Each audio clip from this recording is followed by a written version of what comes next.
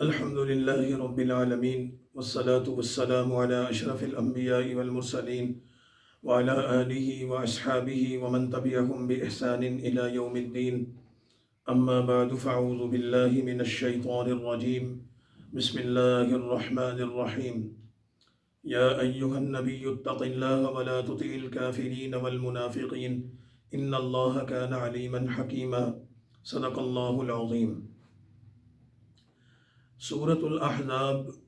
قرآن کریم کی 33 نمبر سورت ہے اور نزولی ترتیب میں اس کا نمبر 90 ہے۔ یہ سورت 73 آیات اور 9 رکوع پر مشتمل ہے اور رسول اللہ صلی اللہ علیہ وسلم پر مدینہ منورہ ہجرت کر جانے کے بعد نازل ہوئی۔ اس سورت میں بنیادی طور پر 3 موضوعات ذکر کیے گئے ہیں۔ ایک، مسلمانوں کی اجتماعی زندگی کے مختلف آداب۔ دوسرا، شریعت کے مختلف احکام۔ اور تیسرا، رسول اللہ صلی اللہ علیہ وسلم کے ساتھ پیش آنے والی مختلف جنگوں کا ذکر ہے، جس میں خصوصیت سے غزوہ احزاب اور غزوہ بنو قریظہ شامل ہیں۔ اس سورت کا نام سورہ احزاب ہے اس وجہ سے کہ اس سورت میں جنگ احزاب کا ذکر کیا گیا ہے، کیونکہ مسلمانوں کے مقابلے پر عرب کے مختلف قبائل، جن میں مکہ کے مشرکین بھی تھے، مدینہ کے یہودی بھی تھے،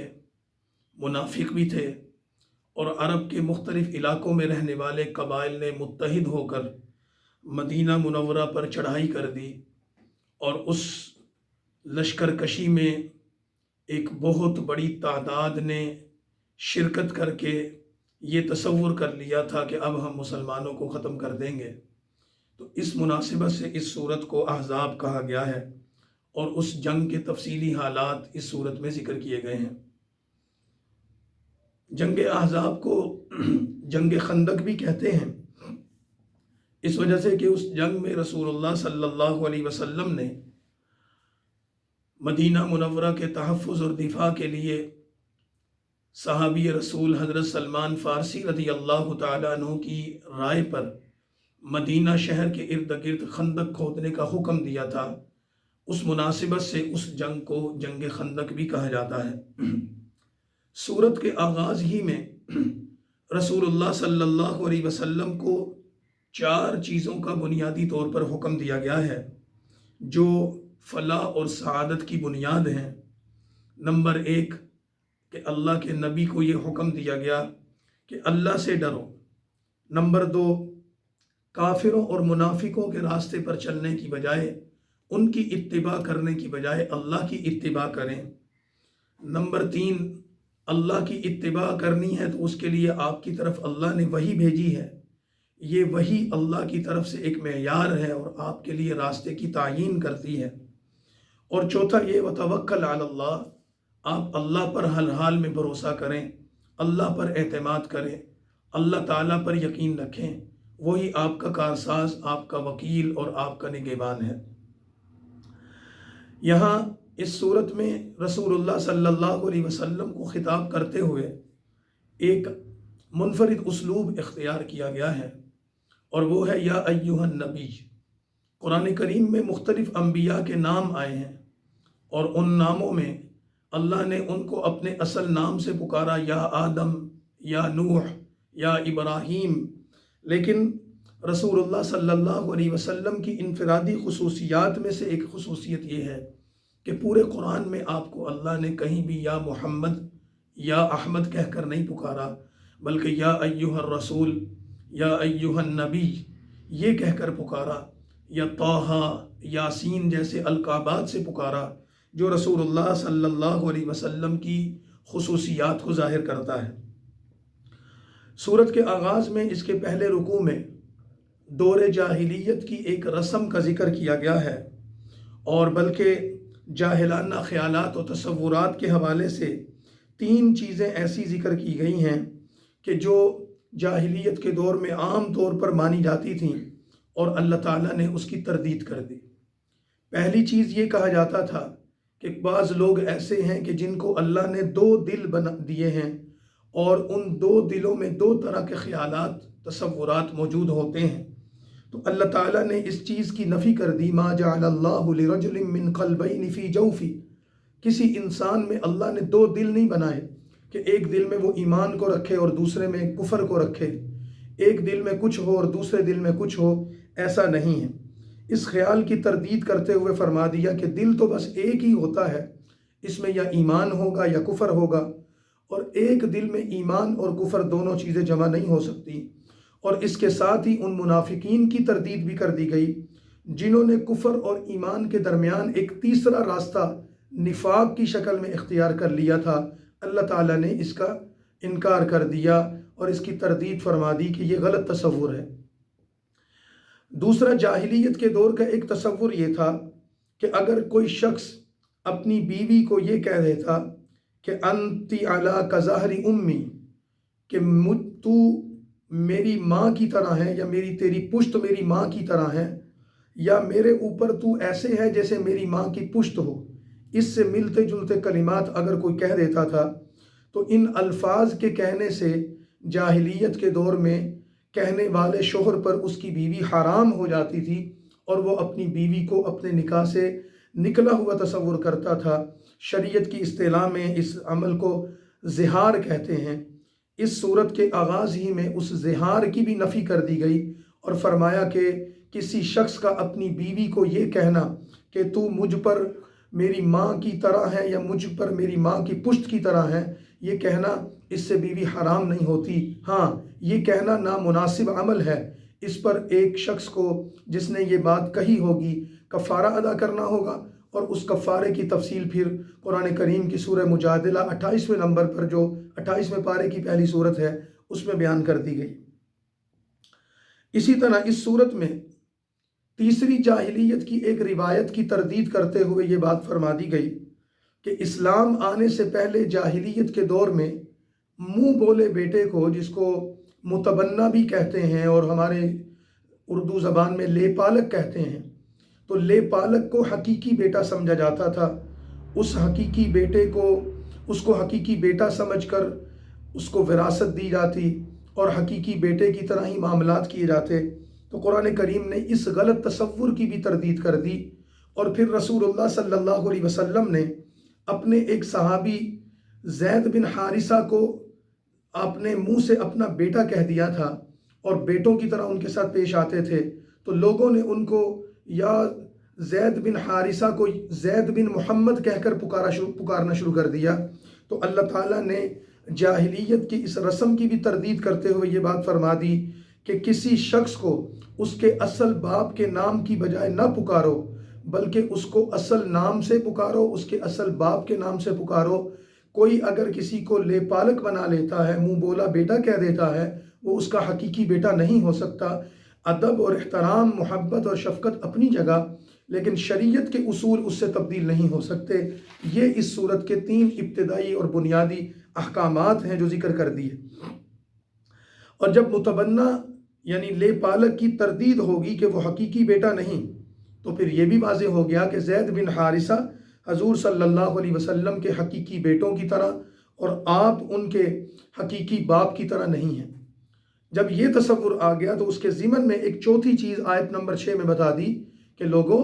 نبی صلی اللہ علیہ وسلم تم تمام ایمان والوں میں سب سے زیادہ عالی مقام اور مرتبہ ہیں، وہ تمہارے روحانی باپ ہیں۔ وَأَزْوَاجُهُ أُمَّهَاتُهُمْ، اور ان کی مائیں اور نبی کی بیویاں ساری امت کی مائیں ہیں۔ ساری امت کی مائیں ہونے کا مطلب یہ کہ نبی کے ساتھ ان کے ازدواجی تعلق کی وجہ سے اللہ نے ان عورتوں کو باقی امت پر حرام کر دیا ہے۔ اب اگر اپنی کسی بیوی کو نبی طلاق دے دیں یا اپنی کسی بیوی کو چھوڑ کر دنیا سے چلے جائیں تو ان عورتوں کو جو نبی کے نکاح میں رہی ہیں اس امت میں سے کوئی شخص نکاح نہیں کر سکتا۔ یہ ادب اور احترام کی وجہ سے ہے، لیکن اس کا یہ مطلب نہیں کہ وہ حقیقی مائیں ہیں تو ان کو وراثت میں حصہ ملے گا یا ان کی وراثت میں امت وارث بنے گی، ایسا نہیں ہے۔ یہ تعلق ادب احترام کے ساتھ ملحوظ ہے۔ یہ قرآن کریم نے امت کی ماں ہونے کا سٹیٹس دے کر ان کے تقدس کو، ان کے احترام کو اور امت کے ذمے جو ان کے حقوق ہیں ان کو لازم کر دیا، اور اس کے ساتھ ہی یہ بتا دیا کہ نبی کے نکاح میں آنے والی عورتوں کے ساتھ امت کے کسی فرد کا نکاح اب حرام ہوگا۔ اس کے بعد پھر آیت نمبر 19 سے رسول اللہ صلی اللہ علیہ وسلم کو غزوہ احزاب کی اور غزوہ بنو قریظہ کی وہ تفصیلات ذکر کی گئیں، اور ابتدا میں رکوع نمبر 2 میں یہ چیز ذکر کی گئی کہ مسلمانوں اس وقت کو یاد کرو کہ جب تم پر ایک بہت بڑا طاقتور دشمن حملہ آور ہو گیا تھا، اور وہ ہزاروں کی تعداد میں تھے، اور انہوں نے تقریباً 10 سے 15,000 جنگجوؤں کو جمع کر کے مختلف قبیلوں کے اتحاد کے ساتھ مدینہ پر حملہ کیا، اور تمہاری حالت یہ تھی کہ منافق یہ کہتے پھرتے تھے آج ان کو بچانے والا کوئی نہیں ہوگا، آج ان کا نام و نشان مٹ جائے گا۔ کافر اس تیاری اور اس عزم سے آئے تھے کہ وہ فیصلہ کن جنگ کر کے جائیں گے، اور احزاب کی جنگ اسلام کی بڑی جنگوں میں شمار ہوتی ہے کہ بدر کے بعد احد، اور احد کے بعد ایک بڑا مارکہ جو پیش آیا مکہ کے مشرکین کے ساتھ وہ احزاب کی جنگ کا تھا۔ تو رسول اللہ صلی اللہ علیہ وسلم پر اس صورت میں اس کے حالات و واقعات اور احکام ذکر کیے گئے۔ اس جنگ میں خصوصاً مدینہ کے رہنے والے یہودی جو بنو نذیر قبیلے اور بنو قریظہ سے تعلق رکھتے تھے انہوں نے شرکت کی تھی، تعاون انہوں نے کیا تھا۔ حالانکہ نبی کریم صلی اللہ علیہ وسلم کے ساتھ ان کا یہ معاہدہ ہوا تھا کہ حضور یعنی مسلمان اور یہودی مدینہ میں رہتے ہوئے کسی کی دشمن کی معاونت ایک دوسرے کے خلاف نہیں کریں گے، لیکن یہودیوں نے کھلم کھلا اللہ کے نبی کے ساتھ کیے گئے معاہدوں کی خلاف ورزی کی۔ اس کے نتیجے میں اس جنگ کے بعد ان کے ساتھ بھی جہاد کیا گیا، اور معاہدوں کی خلاف ورزی کرنے کے جرم میں ان کو سزائیں دی گئیں اور ان کو کافر کردار تک پہنچایا گیا۔ 10 سے 15,000 لشکر جب مسلمانوں پر حملہ آور ہوا تو رسول اللہ صلی اللہ علیہ وسلم نے اپنے صحابی سلمان فارسی رضی اللہ تعالی عنہ کی رائے پر عمل کرتے ہوئے مدینے کے شمال کی طرف ایک خندق کھودنے کا فیصلہ کیا، جس کا مقصد یہ تھا کہ دشمن کو مدینے پر چڑھائی سے روکا جا سکے۔ مسلمانوں کی تعداد تقریباً 3,000 تھی، اور بہت بڑا لشکر ایک ماہ تک مدینہ کے ارد گرد محاصرہ کیے بیٹھا رہا، اور خندق کے کھدنے کی وجہ سے وہ مدینہ شہر میں داخل نہیں ہو سکا تھا۔ خندق کھودتے ہوئے مسلمانوں پر عجیب امتحانات آئے۔ غربت کا زمانہ تھا، مسلمان فقر و فاقہ سے تھے، اپنے پیٹ پر پتھر باندھ کر سہارا دیتے تھے، اور خندق کی کھدائی میں خود رسول اللہ صلی اللہ علیہ وسلم بذات خود بنفس نفیس خود مزدوروں کی طرح کام کرتے اور پتھر توڑتے اور زمین کو کھودتے تھے۔ اور پھر مسلمان جب اس میں بیٹھ گئے تو مسلمانوں کو 3 طرح کی مشکلات کا سامنا تھا۔ خود اسلحہ نہیں تھا،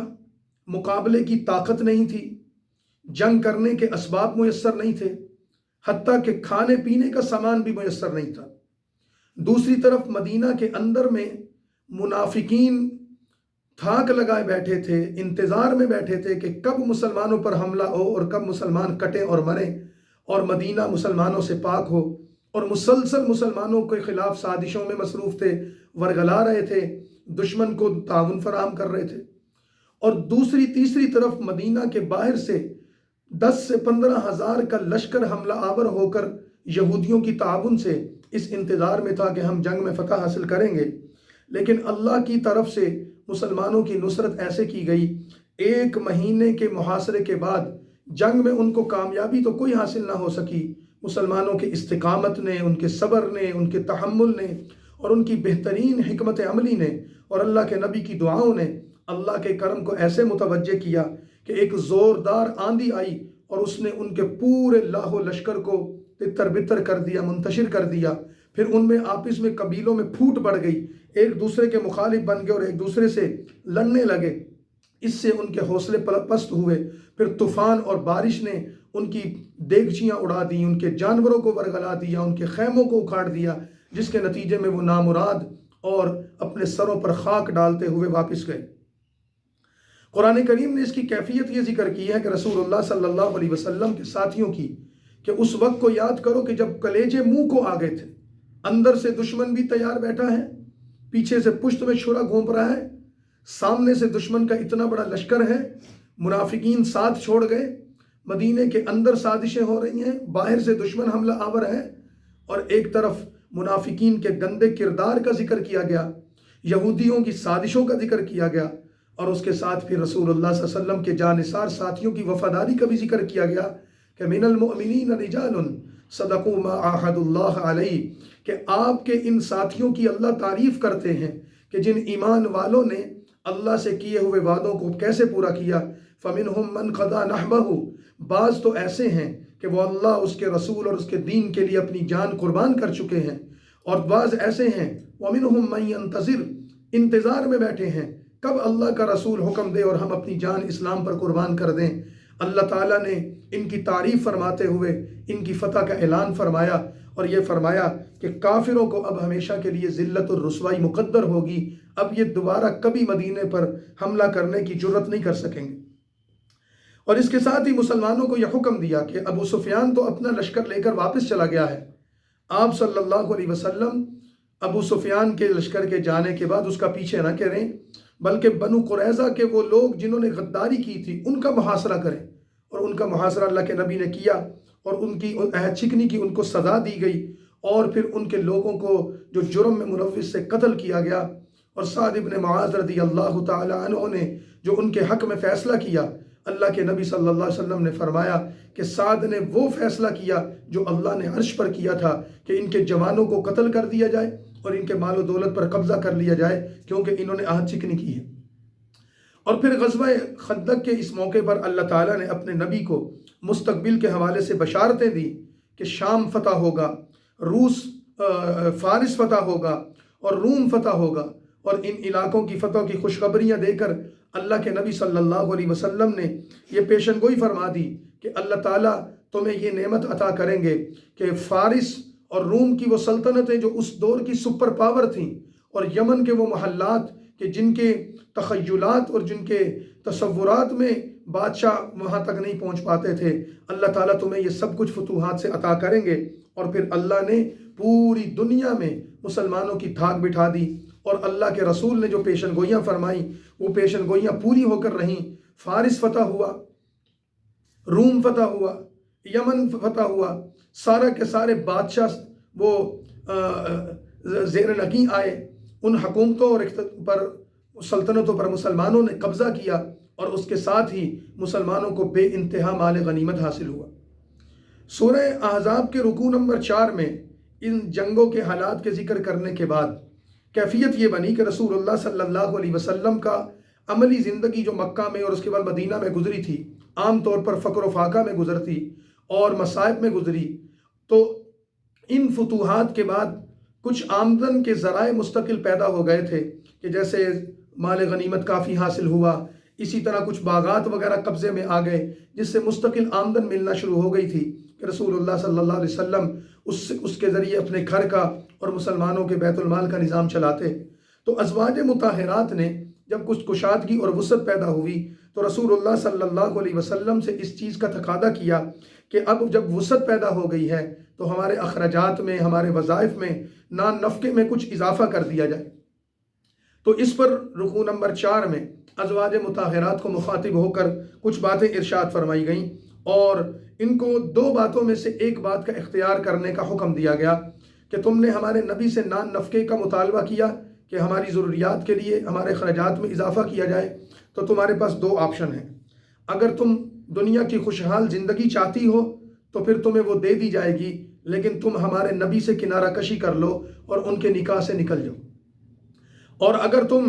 ہمارے نبی کی رفاقت چاہتی ہو دنیا اور آخرت میں تو پھر تمہیں خوشحالی کا انتظار نہیں کرنا چاہیے، بلکہ تمہیں تنگی کو، فقر کو، فاقے کو بخوشی پسند کرنا ہوگا اور آخرت کی خوشیوں کو ترجیح دینی ہوگی۔ اب تمہارے پاس آپشن ہے، تم کیا کرتے؟ تو تمام ازواج مطہرات نے آپ صلی اللہ علیہ وسلم کے سامنے اس بات کا اقرار کیا کہ یا رسول اللہ، ہم اپنے مطالبے کو چھوڑتی ہیں، خرچ کے مطالبے کو، نان نفقے کے مطالبے کو ہم رد کرتی ہیں، اور ہم آپ کی دنیا کی رفاقت اور آخرت کی رفاقت کو پسند کرتی ہیں۔ ہمیں مال، دولت، نفقہ نہیں چاہیے، ہمیں آپ کا ساتھ چاہیے، دنیا میں بھی اور آخرت میں بھی۔ تو اس پر اللہ ताला ने अज़वाज मुताहिरात की फ़जीलत, उनके मकाम और मर्तबे को बयान करते हुए, उनकी तारीफ़ फरमाते हुए 7 मुख्तलिफ अहकाम उनको दिए जो रुकू नंबर 4 में मौजूद है। पहला हुक्म ये दिया कि अज़वाज मुताहिरात, तुम्हारा मकाम उम्मत की माओं का है, लेकिन तुम बावकार मनसब और मकाम पर हो, नबी की घरवालियों हो, लिहाजा मर्दों के साथ बात करते हुए अपने लहजे को नरम न रखा करो, उनके अंदर लूच ना हो कि पुरकशिश अंदाज में बात ना करो, बल्कि तुरशरुई से बात करो ताकि तुम्हारी तरफ किसी की तवज्जो ना हो। दूसरा, बिला ज़रूरत घर से बाहर ना निकला करो, और ये तुम्हारी शान और वक़ार के ख़िलाफ़ है। तीसरी चीज़, जाहिलियत की औरतों की तरह, जाहिलियत के ज़माने की औरतें की तरह ऐसी ज़ीबो ज़ीनत इख्तियार न करो कि जिससे तुम्हारा सतर खुले या तुम्हारी ज़ेबो ज़ीनत लोगों के सामने ज़ाहिर हो। नंबर 4, नमाज की पाबंदी करो। नंबर 5, ज़कात अदा करो। नंबर 6, अल्लाह और उसके रसूल की इताअत करो। और नंबर 7, कुरानी आयात और कुरान का मुताला करो, इसकी तिलावत को जारी रखो और अहादीस नबविया की तालीमात को अपनाओ। तुम अल्लाह के नबी की घरवालियाँ हो, तुम्हें अल्लाह ताला ये ताकीद करते हैं। और इसके साथ ही अहले बैत की फ़ज़ाइल और ख़ुसूसियात को ज़िक्र करते हुए फरमाया कि अल्लाह ने तुमसे गुनाहों की मैल को दूर करके वयुतहिरकुम तत्हीरा, तुम्हें पाक और साफ़ कर दिया है।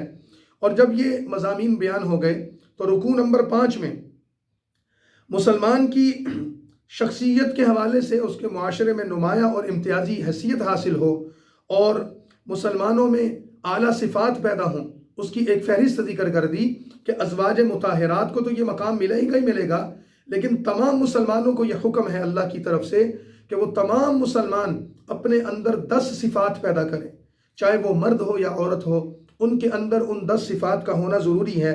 उन 10 सिफ़ात की फ़हरिस्त आयत नंबर 35 में ज़िक्र कर दी। सबसे नंबर 1 इस्लाम, नंबर 2 ईमान, नंबर 3 कुनूत यानी दायमी इताअत, हमेशा अल्लाह और उसके रसूल की बात मानना, नंबर 4 सिद्क यानी सच्चाई, नंबर 5 सब्र और इस्तिकामत, नंबर 6 खुशू व खुजू, नंबर 7 सदका देना, नंबर 8 रोज़ों का एहतमाम, नंबर 2 शर्मगाह की हिफाजत और नंबर 10 कसरत से अल्लाह का जिक्र करना। ये फरमा दिया कि किसी मुसलमान मर्द और औरत में ये सिफ़ात होंगी तो वो अल्लाह का बरगुज़ीदा और महबूब बंदा होगा। फिर इसके साथ ही इस सूरत के शुरू में जो मुँह बोले बेटे को हकीकी बेटा बनाने से मना किया गया, इस हुक्म की प्रैक्टिकल शक्ल ये की गई कि रसूलुल्लाह सल्लल्लाहु अलैहि वसल्लम ने अपनी पुप्पी की बेटी ज़ैनब रज़ी अल्लाह ताला अन्हा का निकाह अपने मुँह बोले बेटे ज़ैद बिन हारिसा के साथ कर दिया था और उनके दरमियान अनबन हो गई, तलाक की नौबत आ गई। तो अल्लाह ताला ने रसूलुल्लाह सल्लल्लाहु अलैहि वसल्लम को यह हुक्म दिया कि आप ज़ैद बिन हारिसा की मुतल्लिका, जो आपके चचा की बेटी थी और आपके मुँह बोले बेटे की मुतल्लिका थी, आप उससे निकाह करें। तो अल्लाह के नबी सल्लल्लाहु अलैहि वसल्लम पर यह चीज़ बहुत शायक गुजरी, इस वजह से कि काफिरों ने, मुखालिफीन ने आपको सख्त ताने और तनकीद का निशाना बनाया कि ये कैसा नबी है कि जो अपने मुंह बोले बेटे की मुतल्लिका से निकाह करता है, गोया कि अपनी बहू से निकाह करता है। और ज़ैनब आपके चचा की नहीं, पुप्पी की बेटी थी, तो ये कहा कि आप अपनी पुप्पी की बेटी से निकाह कर लें। तो रसूलुल्लाह सल्लल्लाहु अलैहि वसल्लम पर यह हुक्म बहुत गिरां गुजरा, क्योंकि मुखालिफीन का तंज ताने इतने ज़्यादा थे, लेकिन अल्लाह ताला के हुक्म पर अल्लाह के नबी ने हज़रत ज़ैनब से निकाह किया और उस सारे प्रोपेगंडे को बर्दाश्त भी किया। और इसके साथ ही अल्लाह ताला ने इस आयत में एक अजीब बात फरमाई कि हुज़ूर सल्लल्लाहु अलैहि वसल्लम को कि आप लोगों के तानों से डरते हैं, आपको चाहिए कि आप अल्लाह से डरें। और वल्लाहु अहक्कु अन तख्शा, क्योंकि अल्लाह ज़्यादा हकदार है डरने का। जहाँ तक ज़ैद की मुतल्लिका यानी ज़ैनब से निकाह की बात है, तो ए नबी सल्लल्लाहु अलैहि वसल्लम ज़ैद की मुतल्लिका से यानी ज़ैनब से आपका निकाह अल्लाह ने खुद किया है। फलम्मा क़ज़ा ज़ैदुम मिनहा वतरन ज़व्वजनाकहा, जब ज़ैद ने अपनी बीवी को तलाक दे दी तो अल्लाह ने आपका ज़ैनब से निकाह कर दिया। तो हज़रत ज़ैनब की ये खुसूसियत थी कि उनका निकाह दुनिया में ज़मीन पर किसी ने नहीं पढ़ाया, कोई खुतबा नहीं, कुछ नहीं। अल्लाह ने बराह रास्त अर्श पर उनका निकाह पढ़ाकर आपको इतला दे दी कि ज़ैनब को आपके निकाह में दे दिया गया है और वो आपकी बीवी हैं। ये हज़रत ज़ैनब की खुसूसियात थी। और उसके साथ ही फिर रसूलुल्लाह सल्लल्लाहु अलैहि वसल्लम के मकाम और मनसब के हवाले से बड़ी खूबसूरत आयात जिक्र की गई कि आप मोहम्मद हैं, आखिरी नबी हैं اور آپ خاتم النبیین ہیں۔ اس کے ساتھ ہی اللہ تعالیٰ نے آپ کو مختلف صفات عطا کی ہیں۔ داعی اللہ ہیں، اللہ تعالیٰ نے آپ کو مبشر بنایا ہے، نذیر بنایا ہے، سراجم منیر بنایا ہے، ایمان والوں کے لیے خوشخبری دینے والا بنایا ہے۔ تو آپ صلی اللہ علیہ وسلم ان تمام صفات کے ساتھ اس دنیا میں نبی بن کر آئے ہیں۔ اس ضمن میں سورہ احزاب کے 6ویں رکوع میں رسول اللہ صلی اللہ علیہ وسلم کو یہ بھی اجازت دی گئی کہ آپ اپنے عزیز و اقربا میں اور مسلمانوں کی عورتوں میں سے جس سے نکاح کرنا چاہیں، مثال کے طور پر اس کی ایک فہرست ذکر کر دی آیت نمبر 50 میں، جس سے نکاح کرنا چاہتے ہیں نکاح کر لیں، اللہ آپ کو اجازت دیتا ہے۔ یہاں سے ایک سوال پیدا ہوتا ہے کہ رسول اللہ صلی اللہ علیہ وسلم کا کثرت ازواج، یعنی کثرت ازدواج، بہت ساری شادیاں کرنا، بعض دفعہ لوگوں نے اس پر اعتراض کیا، تو وہ اعتراض بنتا نہیں ہے، یہاں تفصیلات کا وقت نہیں، لیکن یہ حضور صلی اللہ علیہ وسلم کی خصوصیات میں سے تھا۔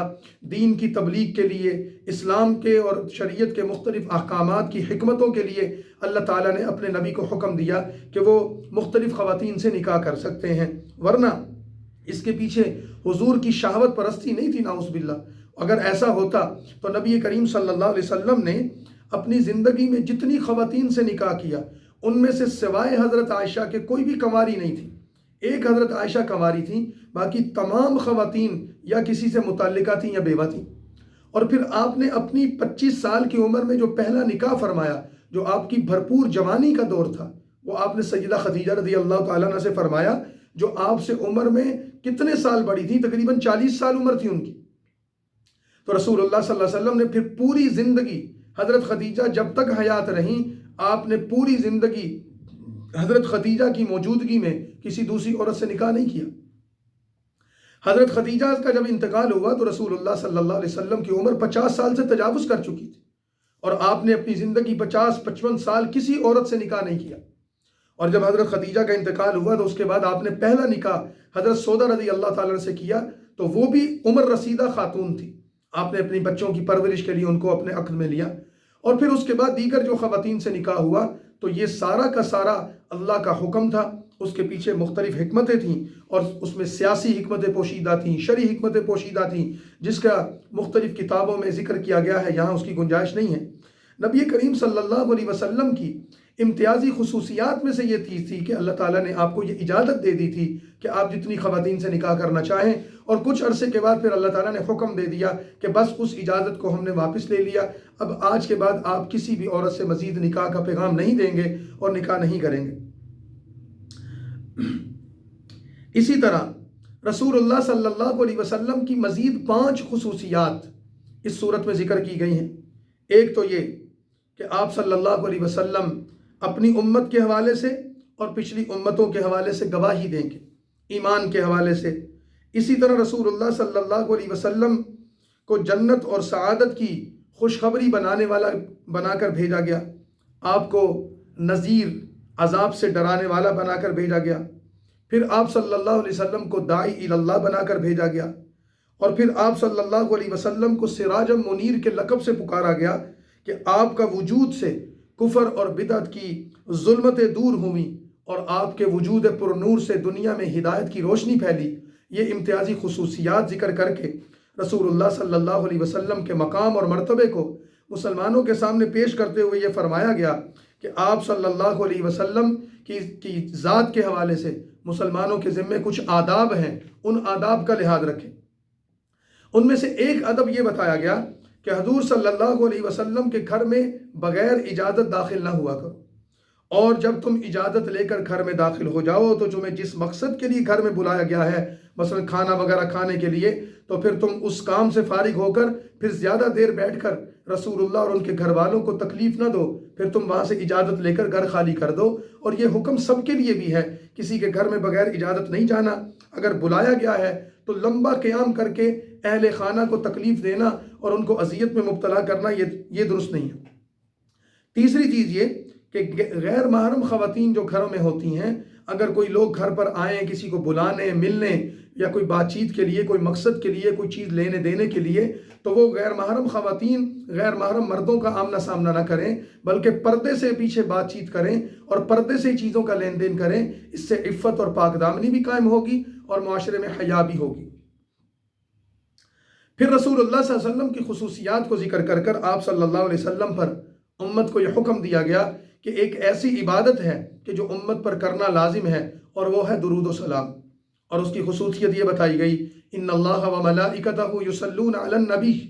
کہ اللہ اور اس کے فرشتے بھی اپنے نبی پر درود اور سلام بھیجتے ہیں۔ ایمان والوں کو بھی چاہیے کہ وہ اپنے نبی پر درود و سلام بھیجیں۔ تو رسول اللہ صلی اللہ علیہ وسلم کی عزت و تکریم اور آپ کے رفع درجات کے لیے یہ ایک وظیفہ بتایا گیا، اور آپ کے مسلمانوں کو اپنے کفارہ سیئات کا ایک حل بتایا گیا کہ تم درود شریف کے عمل کو اختیار کرو، اس سے نبی کے درجات بلند ہوں گے، تمہیں ان کی توجہ اور شفاعت حاصل ہوگی، اور خود تمہارے بہت سے مسائل حل ہو جائیں گے۔ حدیث میں آتا ہے، ابو طلحہ رضی اللہ تعالیٰ عنہ کہتے ہیں کہ رسول اللہ صلی اللہ علیہ وسلم ایک دن ہمارے درمیان تشریف لائے تو چہرہ مبارک پر بہت مسرت اور خوشی کے آثار تھے۔ صحابہ نے عرض کیا، یا رسول اللہ، آپ کے پر نور چہرے کو آج ہم بڑا روشن اور چمکتا ہوا دیکھ رہے ہیں، یہ تو غیر معمولی چیز ہے، بہت زیادہ پر مسرت نظر آ رہے ہیں۔ تو آپ صلی اللہ علیہ وسلم نے فرمایا کہ آج میرے پاس ایک فرشتہ آیا تھا اور اس نے کہا کہ اے نبی صلی اللہ علیہ وسلم، کیا آپ اس بات سے خوش نہیں کہ اللہ تعالیٰ نے آپ کی امت کے لیے یہ انعام دے دیا ہے کہ جو آپ پر ایک مرتبہ درود پڑے گا اللہ تعالیٰ اس پر اپنی 10 رحمتیں نازل کریں گے؟ تو میں نے کہا کہ میں تو اس پر بہت خوش ہوں۔ تو اس بات سے آپ صلی اللہ علیہ وسلم خوش ہو گئے۔ تو اس وجہ سے امت کو تعلیم دی گئی ہے کہ ہمیں اللہ کے نبی پر درود پڑھنا چاہیے۔ درود پاک کی بے شمار برکات ہیں، اتنی برکات ہیں کہ وہ بیان نہیں ہو سکتی، شمار نہیں ہو سکتی۔ اور پھر اس صورت کے اختتام کی طرف جاتے ہوئے کچھ اور احکام اور آداب بیان کرتے ہوئے یہ بات فرمائی کہ مسلمانوں کی عورتیں، چاہے وہ ایمان والی مسلمانوں کی مائیں ہیں یعنی ازواج مطہرات ہیں، رسول اللہ کی بیٹیاں ہیں، یا امت کی تمام عورتیں، ان کو یہ حکم دیا جا رہا ہے کہ ان پر حجاب کرنا فرض ہے۔ حجاب کرنا فرض ہونے کا مطلب یہ کہ کوئی عورت بھی ہو، اس کو یہ چاہیے کہ وہ اپنے جسم کو ایسی چادر، ایسے لباس سے ڈھانپ کر رکھے کہ اس کے جسم کے مخفی اعضاء لوگوں کے سامنے نہ آئیں، اس کی جسم کی رنگت لوگوں کے سامنے نہ آئے، وہ اپنے آپ کو اوڑھ لے اور اس سے اس کا پورا حجاب اور پردہ قائم ہو۔ آج کے زمانے میں جس کو کہتے ہیں کہ برقع اوڑھنا، اپنے بدن اور اپنے جسم کو غیر محرموں سے چھپانا، یہ اللہ تعالیٰ نے فرض کر دیا اور یہ بتا دیا کہ مسلمانوں کے ذمے یہ لازم ہے، مسلمان عورتوں کے ذمے یہ لازم ہے۔ تو حجاب کا حکم بیان کر دیا، اور اس حجاب کے حکم میں پھر بہت سی تفصیلات ہیں کہ وہ باریک لباس نہ ہو، چست لباس نہ ہو، مردوں کے ساتھ مشابہت نہ ہو، ایسی خوشبو استعمال نہ کریں کہ جو مردوں کو کشش دلاتی ہو،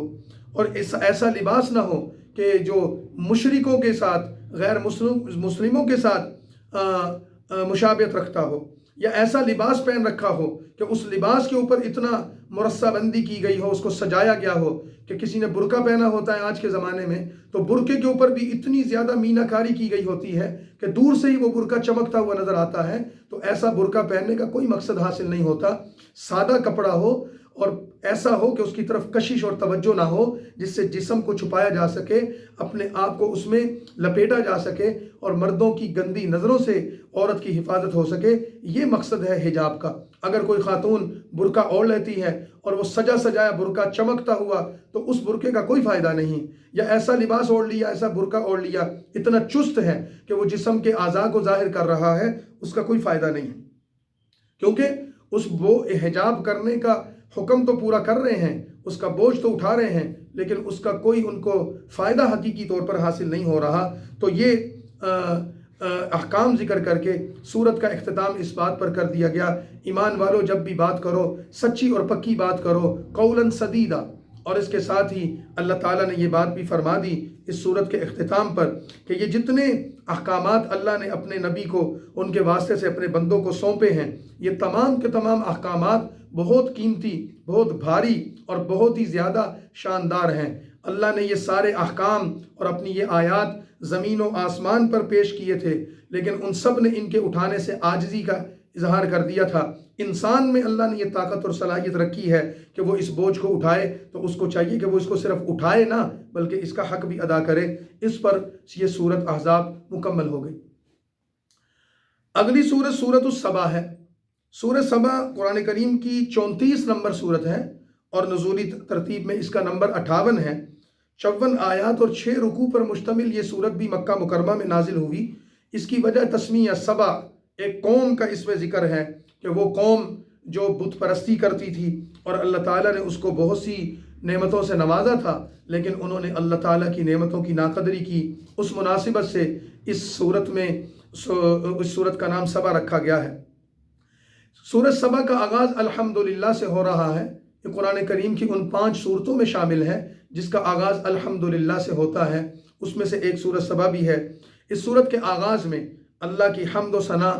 اللہ نے ساری مخلوق کو پیدا کیا، کائنات کا نظام بنایا، اس کی تدبیر کی، اللہ ہر چیز کی خبر رکھتا ہے، کوئی اللہ کا حکم حکمت سے خالی نہیں ہے۔ ان چیزوں کو ذکر کر کے فرمایا کہ مشرک مرنے کے بعد زندہ ہو کر نئے سرے سے دوسری زندگی کا انکار کرتے ہیں، حساب اور جزا اور سزا کا انکار کرتے ہیں۔ اے نبی صلی اللہ علیہ وسلم، اپنے رب کی قسم کھا کر ان کو بتا دو کہ قیامت آ کر رہے گی،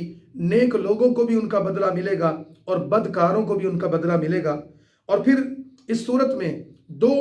مختلف طبقات کا ذکر کیا گیا کہ جن کو اللہ تعالیٰ نے اپنی بے شمار نعمتوں سے نوازا تھا، اور ان میں سے ایک تو شکر گزار بندے بنے اور دوسرے نافرمان کافر۔ مثال کے طور پر رکوع نمبر 2 میں بتایا اللہ نے حضرت داؤد علیہ السلام کو اور ان کے بیٹے سلیمان کو اپنی بے شمار نعمتوں سے نوازا تھا۔ سورہ نمل میں ہم پڑھ چکے ہیں۔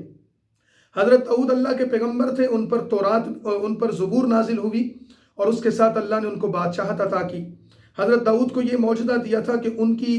زبان پر آواز میں اتنا حسن صوت تھا کہ پرندے بھی ان کی آواز سن کر رک جاتے تھے، اتنی کشش اور اتنا ترنم تھا۔ اور ان کے ہاتھ میں اللہ نے یہ معجزہ دیا کہ وہ لوہے کو ہاتھ میں پکڑتے تھے تو وہ موم کی طرح پگھل جاتا تھا، اور وہ اس سے پھر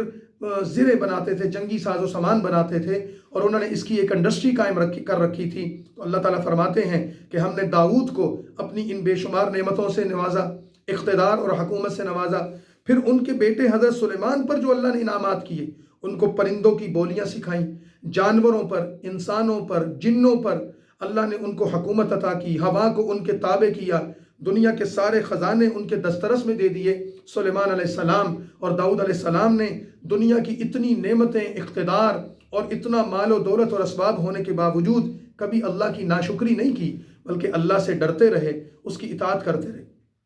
دوسری طرف قوم سبا کا ذکر کیا کہ جو بہت طاقتور قوم تھی، اللہ تعالیٰ کی بے انتہا نعمتیں ان کو میسر تھیں، باغات میسر تھے، آب و ہوا کی بہترین فضا میسر تھی، زرخیز زمین ان کے پاس موجود تھی، پھلدار اور باغات تھے، اور ایسے پھلدار باغات تھے کہ لمبے لمبے سفر پر نکلتے اور راستے کے 2 طرف مسلسل پھلدار درخت سایہ کیے ہوتے تھے۔ ایسی زبردست معیشت اللہ نے ان کو عطا کی، نہ گرمی کا مسئلہ تھا، نہ دھوپ کی سختی تھی، نہ کوئی بھوک و افلاس کا ماحول تھا، اور اللہ تعالیٰ نے ان کو پانی کے وافر ذخیرے عطا فرمائے تھے، یعنی خوشحال قوم تھی۔ لیکن انہوں نے اللہ کی نعمتوں کی ناشکری کی تو اللہ تعالیٰ نے ان پر اپنا عذاب بھیجا، پانی نے ان پر ایسی تباہی مچائی کہ باغات اور بستیاں ہر چیز ڈوب گئے، خس و خاشاک کی طرح بہہ گئے، اور جہاں پھل اور پھول تھے وہاں اب کیا تھا؟ وہاں پر اب ویرانی، اور وہاں پر سوائے ان کی ندامت اور شرمندگی کا کچھ نہیں رہ گیا تھا۔ تو اللہ تعالیٰ نے ان دونوں کا ذکر کر کے فرمایا دونوں طبقات ہیں، لیکن ایک ہمارے شکر گزار بندے اور دوسرے نافرمان۔ پھر اس صورت کے دوسرے حصے میں مختلف عقلی اور نقلی دلائل سے اللہ تعالیٰ نے اپنی توحید کا ذکر کیا، مشرکین کے غلط عقائد کی تردید کی، اور جب ان کو یہ کہا جاتا ہے کہ مشکل کشا تو صرف اللہ ہے، نفع نقصان کا مالک تو صرف اللہ ہے، زمین و آسمان کو رزق دینے والا تو کوئی کہ اللہ کے علاوہ کوئی نہیں، تو پھر تم اللہ کے علاوہ دوسروں کو کیوں عبادت کے لائق سمجھتے ہو، کیوں سجدہ کرتے ہو؟ لیکن یہ بات مانتے نہیں۔ ان کے کفر کی بنیادی وجہ یہ بتائی ہے کہ ان کی کفر کی بنیادی وجہ یہ ہے کہ دنیا میں ان کو ساری نعمتیں میسر ہیں، کوئی پوچھنے والا نہیں، تو یہ اللہ تعالیٰ کی دی ہوئی چھوٹ اور آزادی سے ناجائز فائدہ اٹھاتے ہیں، اور انہوں نے آخرت پر دنیا کو ترجیح دے دیا ہے۔ تو اللہ تعالیٰ فرماتا ہے کہ اللہ چاہے تو تمہاری رزق کو تنگ کر دے اور تمہیں زمین پر چلنا پھرنا تمہارا مشکل بنا دے، اور تمہارے فخر، تمہارے تکبر اور تمہارے غرور کو اللہ خاک میں ملا دے، لیکن اللہ تعالیٰ تمہیں موقع دے رہا ہے، اللہ ڈھیل دے رہا ہے، لیکن ایک دن آئے گا موت تمہیں پکڑے گی اور اللہ تعالیٰ تم سے ساری زندگی کا حساب کتاب لیں گے۔ سورت کے اختتام پر نبی کریم صلی اللہ علیہ وسلم کو یہ بات فرما دی کہ آپ صلی اللہ علیہ وسلم ان کو بطور نصیحت کے یہ کہہ دیں کہ تم لوگ اللہ تعالیٰ کے لیے مستعد ہو جاؤ، اس کی قدرت کی نشانیوں میں غور و فکر کرو، تو یاد رکھو مجھے اللہ ताला ने जो वही की है ये कोई मुझ पर जुनून नहीं है, ये कोई जादू नहीं है, ये कोई शायरी नहीं है, मैं तो तुम्हें अल्लाह के अजाब से डराने और उसकी हिदायत के रास्ते की तरफ बुलाने आया हूँ। लिहाजा आप सल्लल्लाहु अलैहि वसल्लम इनको नसीहत फरमाकर अपना किरदार अदा कर दें। और ये फरमा दिया कि जब ये कबूल कर लेंगे तो अपना ही नफ़ा करेंगे, और अगर इन्होंने कबूल ना किया तो आखिरत में जब क़यामत के दिन अल्लाह के सामने पेश होंगे तो फिर ये ईमान लाना भी चाहेंगे तो इनके ईमान को कबूल नहीं किया जाएगा और इनको ईमान से महरूम करके हमेशा के लिए दोज़ख में डाल दिया जाएगा। यहाँ पर सूरह सबा मुकम्मल हो गई। इससे अगली सूरत सूरतुल फातिर है, और सूरह फातिर भी मक्की सूरत है। 54 आयात और 5 रुकू हैं। 35 नंबर है इस सूरत का, और तरतीब के एतबार से नज़ूली तरतीब में ये 43वें नंबर पर है। इस सूरत का नाम फातिर इस वजह से है कि इस सूरत का आगाज़ अल्हम्दुलिल्लाह से हो रहा है, और लफ्ज़ फातिर इस सूरत की पहली आयत में आया है, जिसका माना है पैदा करने वाला, कि फातिरिस समावाति वल अर्द, कि ज़मीन व आसमान को पैदा करने वाला अल्लाह है, उसके अलावा कोई नहीं। उस मुनासिबत से इस सूरत का नाम फातिर रखा गया। इस सूरत में अल्लाह की तौहीद के दलाइल, अल्लाह के वजूद के दलाइल, शिर्क की बुनियादें कोई नहीं, उनकी तरदीद की गई। दीन हक पर रहने की ताकीद करते हुए सूरत की इब्तिदा ही में अल्लाह ताला की तारीफ़ और तौसीफ़ करते हुए बताया गया इस जहान को, इसमें रहने वाले इंसानों को, फरिश्तों को, जिन्नात को किसने पैदा किया? अल्लाह ताला ने पैदा किया है। और फिर मरने के बाद ज़िंदा होने के हिस्सी दलाइल देते हुए बताया गया, देखो कि मुर्गी का अंडा है मिसाल के तौर पर, मुर्दा चीज़ है, उसमें से बच्चा निकलता है, परिंदों के अंडों में से बच्चे निकलते हैं। इसी तरह मुर्दा ज़मीन में तरोताज़गी पैदा होती है, सब्ज़ा पैदा होता है,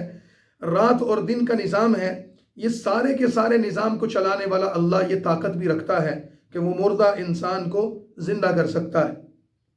फिर ईमान और कुफ्र के दरमियान मिसाल देते हुए ये बात फरमाई कि जैसे बीना और नाबीना बराबर नहीं हो सकते, और जिस तरीके से अंधेरा और रोशनी बराबर नहीं हो सकते, जैसे धूप और छाँव बराबर नहीं हो सकते, इस तरह मोमिन और काफिर भी बराबर नहीं हो सकते। फिर इस सूरत में अल्लाह ताला की कुदरत के बेशुमार दलाइल जिक्र करते हुए, अल्लाह ताला के बनाए हुए इस कुदरत के हुस्न को बयान करते हुए अल्लाह ताला ने यह फरमाया कि दुनिया में काबिल इज़्ज़त वो लोग हैं जो अल्लाह की खशियत और खौफ रखते हैं। अल्लाह ने इंसानों का इल्म अता फरमाया, तो इल्म वाले हकीकत में वही होंगे जो अपने इल्म से अल्लाह की ज़ात को पहचान कर खशियत इलाही की तरफ मुतवज्जे हो जाएं। जिसका इल्म उसको अल्लाह के सामने झुकने पर मजबूर कर दे, उसकी तारीफ़ कर दी, और जिसका इल्म उसको अल्लाह के सामने झुकने पर मजबूर न करे तो वो तो फिर काबिल मुज़म्मत है। इस वजह से रसूलुल्लाह सल्लल्लाहु अलैहि वसल्लम दुआ किया करते थे, या अल्लाह मुझे इल्म नाफ़े अता फरमा, ऐसा इल्म मुझे न दे जो मुझे नफ़ा न दे। तो अहले इल्म की बात करते हुए इस सूरत को इख्तिताम की तरफ ले जाते हुए उम्मत मुहम्मदिया की फ़जीलतें बयान कर दी और फरमाया कि नबी करीम सल्लल्लाहु अलैहि वसल्लम पर कुरान करीम नाजिल हुआ, ये भी इस उम्मत की फ़जीलत है। अल्लाह ने इसको ये किताब अता फरमाई, और फिर ये फरमाया कि कुरान के नाजिल होने के बाद रसूलुल्लाह सल्लल्लाहु अलैहि वसल्लम की उम्मत में भी 3 तरह के लोग हैं। एक जालिम लोग हैं कि जिनके गुनाह ज़्यादा हैं, नेकियां कम हैं। दूसरे मुख्तसिद लोग हैं, बराबर गुनाह भी और नेकियां भी बराबर बराबर हैं, कभी गुनाह करते हैं कभी नेकी करते हैं। और तीसरे साबिक लोग हैं कि जिनके गुनाह तो कम हैं लेकिन वो अपनी इताअत और इबादत में और नेकी के कामों में आगे बढ़े हुए हैं। लेकिन फरमाया कि इन तीनों में दरजात का फ़र्क तो है, लेकिन बिल आखिर जिनमें ईमान होगा उन सब का ठिकाना बिल आखिर जन्नत है, जन्नत के अलावा उनका कोई और ठिकाना नहीं है। और फिर आखिर में इस सूरत को ख़त्म करते हुए फरमाया कि अल्लाह ताला खाम खा किसी को अजाब नहीं देना चाहता, अल्लाह ताला खाम खा किसी पर अपना गुस्सा नाजिल नहीं करना चाहता, बल्कि अल्लाह ताला के हिल्म को बयान किया कि अल्लाह ताला की हिल्म और बुर्दबारी का जिक्र करते हुए फरमाया अगर अल्लाह ताला हलीम ना होता तो फिर ज़मीन पर इंसान तो इंसान, कोई हैवान और चरिंद परिंद भी ज़िंदा नहीं रह सकता था। अल्लाह हर चीज़ को इस बात पर नेस्त व नाबूद कर देता कि इस ज़मीन पर मेरी नाफरमानी क्यों की गई, लेकिन अल्लाह बर्दाश्त, हिल्म, बुर्दबारी, दरगुजर से काम लेता है और अपने बंदों के अपनी तरफ आने का इंतज़ार करता है। इस पर सूरह फातिर का इख्तिताम कर दिया गया। इससे आगे फिर सूरह यासीन है, फिर सूरह साफ़ात और स्वाद है, और फिर आगे सूरह ज़ुमर और दीगर सूरतें हैं। ये तमाम सूरतें मक्की हैं اور ان صورتوں کا مضمون آپس میں بہت ملتا جلتا ہے، اسلوب کا فرق ہے، عنوانات اور مثالوں کا فرق ہے، اور بہت تفصیل کے ساتھ اللہ کی قدرت کے دلائل، اس کی توحید کے دلائل، اس کے نبیوں اور رسولوں کے قصے، اور اس کے ساتھ ساتھ اللہ کی نعمتوں کا ذکر، کافروں و مشرکوں کے اعتراضات کے جوابات، اور آخرت میں قیامت کے مناظر، مرنے کے بعد زندہ ہونے کے احوال، یہ آنے والی صورتوں میں ذکر کیے گئے ہیں۔ انشاءاللہ اگلے چند دنوں میں ہم ان کو مکمل کر لیں گے۔ وآخر دعوانا ان الحمد للہ رب العالمین۔